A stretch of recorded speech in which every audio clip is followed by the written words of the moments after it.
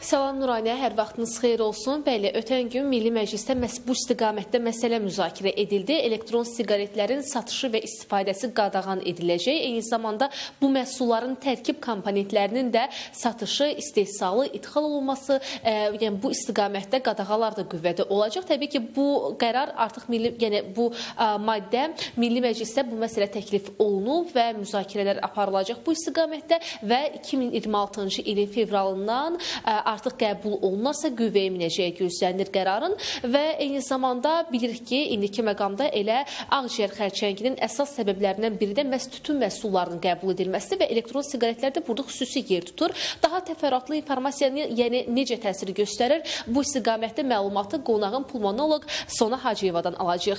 Xoş gördük, buyurun təfərrüatları, suallarımıza cavabı sizdən eşidək. Xoş gördük. Elektron siqaretlərin son zamanlarda yeniyetmələr və gənclər arasında daha yaygın istifadə edilməsi bu addımın nə qədər düzgün atıldığı barəsində bizə məlumat verir.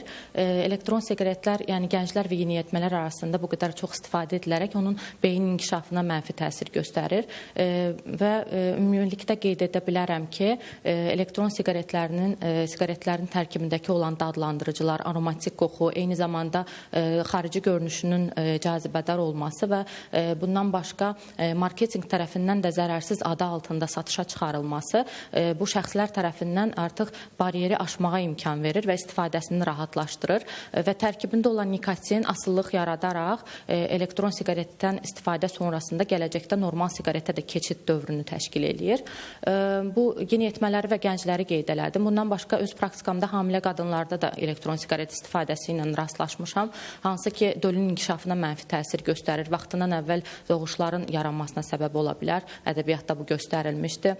Eyni zamanda infarkt və insult riskində artışa səbəb ola bilər. Bir pulmonoloq olaraq qeyd edə bilərəm ki, ağciyər xəstəliklərinin kəskinləşməsinə səbəb ola bilər. Bunlar xroniki obstruktiv ağciyər xəstəliyi, xroniki bronxitlər, kəskin bronxitlər, eyni zamanda asma xəstəliyinin də kəskinləşməsinə səbəb ola bilər və gələcəkdə ağciyər xərçəngi riskində də artışa səbəb ola bilər.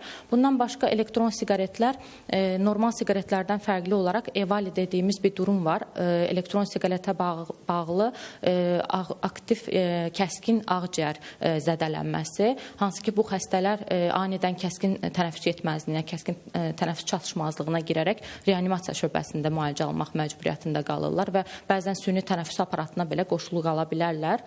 Bu səbəbdən elektron siqaretlərin ədəbiyyatda göstərilmiş hələ bilinən fəsadları bu ikən, gələcəkdə də tədqiqatların sonuçlanması ilə daha bilinməyən fəsadları ilə qarşımıza çıxacağı gözlənilməkdədir.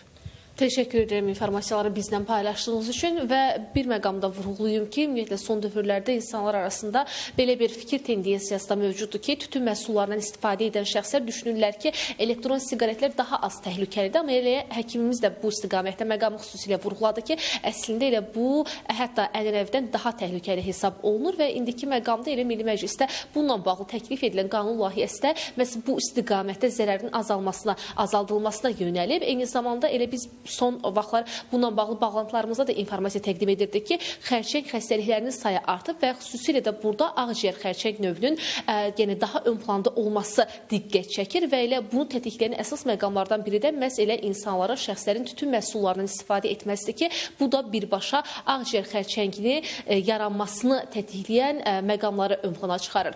Və bu baxımdan da elə Milli Məclisin bu qərarı elə həkimimiz də vurğuladı ki, insanların səhhətinin yaxşılaşdırılmasına yönəlib. Çatdıra biləcəyimiz informasiyalar bu qədərdir. Söz yenidən sizdədir.